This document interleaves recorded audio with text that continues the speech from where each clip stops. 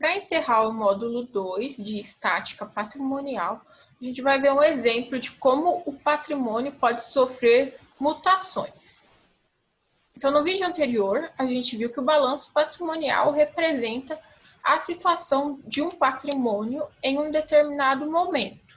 E ele é composto por bens, direitos e obrigações. Temos sempre o ativo, que é o nosso conjunto de bens e direitos, ou ainda a aplicação dos recursos, e temos também o passivo, que são as nossas obrigações, e o patrimônio líquido, que é então a diferença entre o ativo e o passivo. Nesse exemplo, a gente vai ter um fato contábil aqui, que é então a abertura de uma empresa. Então, em uma determinada data, ocorre a subscrição e integralização de capital em dinheiro no valor de R$4.000.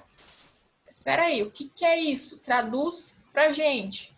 Então, subscrição é o momento onde foi feita o contrato social da empresa e foi firmado aquele acordo.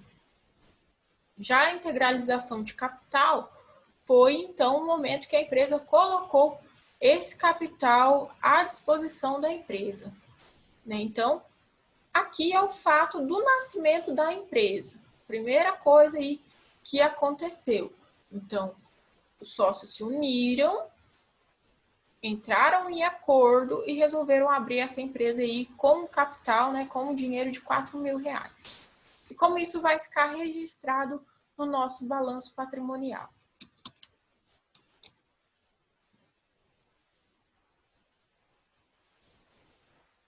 Bom, então, foi integralizado em dinheiro, então os sócios pegaram o dinheiro e colocaram na empresa. Isso vai ficar registrado na nossa conta caixa, ou seja, é um bem da empresa, então é um ativo. Então, temos aqui ativo de R$4.000. O valor que é investido pelos sócios, ele também é registrado no capital social da empresa, que fica no patrimônio líquido. Então, por isso, temos aqui também um patrimônio líquido capital social de R$4.000. Percebem que temos um ativo, então, no total de R$4.000 e um passivo e patrimônio líquido no valor de R$4.000. Então, sempre o balanço patrimonial vai permanecer em equilíbrio. O que é esse equilíbrio? É o ativo igual o passivo e o patrimônio líquido. Então, por isso de balanço, ela é como se fosse um balanço, uma balança antiga, onde vai estar equilibrando os dois lados. Então, ativo vai ser igual passivo e patrimônio líquido. Vamos aqui para mais um exemplo de uma transação contábil. Então, em um determinado dia, então essa mesma empresa nossa, fictícia, aqui denominada de empresa alfa, adquiriu um veículo por R$1.200 à vista. Se é, então, uma compra à vista, isso exige, então, uma saída de dinheiro do caixa. Então, como isso vai ficar representado lá no nosso patrimônio? Nosso caixa, que anteriormente era no valor de R$4.000, vai sofrer essa diminuição aí de R$1.200 por causa da compra do carro, ou seja, vai restar aqui o dinheiro em caixa no valor de R$2.800. Já no ativo não circulante, vamos ter o registro desse veículo no valor de R$1.200. Nosso passivo e patrimônio líquido não teve nenhuma alteração, ele continua do mesmo jeito que estava. Então, a única alteração que teve foi, saiu o dinheiro do caixa e foi, então, para essa conta aqui, veículos. Só ressaltando também, então, que o nosso ativo está num valor total de R$4.000 e o passivo continua, então, no valor total de R$4.000. Então, sempre o valor do ativo vai ser igual ao valor do passivo e do patrimônio líquido. Um último exemplo, então, essa mesma empresa, ela resolveu comprar mercadorias para revenda a prazo, no valor de R$2.000. Então, aqui, né, essa compra foi a prazo. Se é a prazo, gera uma obrigação da empresa pagar, né? Então, a gente não pagou, não teve saída do caixa, mas, em compensação, então, criou uma obrigação para essa empresa. Obrigação, a gente sabe, a gente viu aí que é um passivo. Então, a gente vai ter uma geração de passivo nesse nosso patrimônio de agora. Então, vocês percebam aqui que temos passivo, fornecedores, R$ 2.000, então, que a empresa é obrigada a pagar futuramente. E, então, criamos aqui a conta de estoque de mercadorias, né? Então, mercadorias é um bem da empresa. Então, ela vai vir aqui no ativo circulante, estoque de mercadorias também no valor de R$ 2.000. Somando todos os ativos, temos um total de R$ 6.000.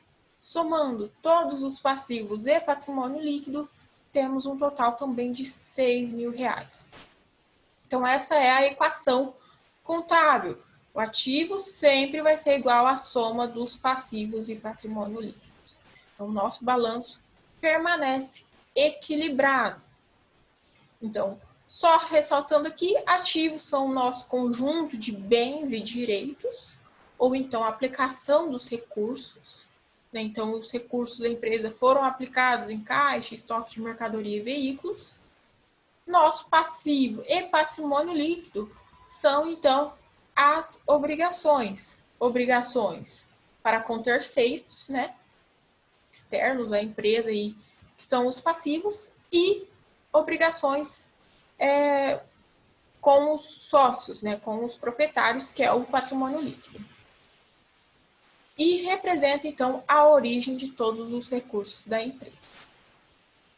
Então, o balanço, ele representa todo o patrimônio em um determinado momento. Então, logo depois dessas transações, é essa representação do balanço patrimonial dessa empresa, em termos tanto qualitativos, pelas contas que vemos aqui, né, a composição desse patrimônio, que está composto em caixa, mercadoria, veículos, fornecedores e capital social, mas também em termos quantitativos, que são referentes, então, aos valores, né, a quantidade de reais desse patrimônio que está sendo representado aqui por meio dessa demonstração contábil.